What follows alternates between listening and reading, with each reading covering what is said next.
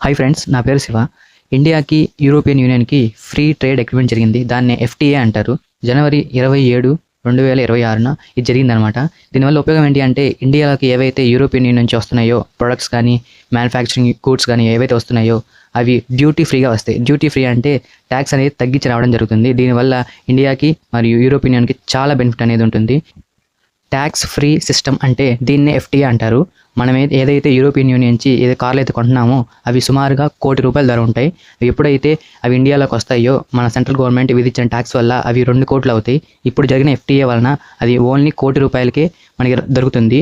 Only సుమారు 10 నుంచి 15 లక్షలు ట్యాక్స్ కడితే చాలు. దీన్నే ఎఫ్టీఏ ట్రేడ్ అగ్రిమెంట్ అంటారు. ఒక్క కార్ అనే కాదు, ఏవైనా వస్తువులన్నిటికీ ఇది అప్లై జరగడం జరుగుతుంది. ఈ ఎఫ్టీఏని వాళ్ళు అగ్రిమెంట్ చేసుకోవడానికే 26 జనవరి 2026న మన రిపబ్లిక్ డేకి అంటే ఇండియాకి మరియు ఓవరాల్ యూరోపియన్ కంట్రీస్ ఏవైతే ఉన్నాయో సుమారుగా యూరోపియన్ యూనియన్ అంటే 27 దేశాలు ఉంటాయి. ఆ 27 దేశాల వస్తువులు ఇండియాలోకి వస్తాయి.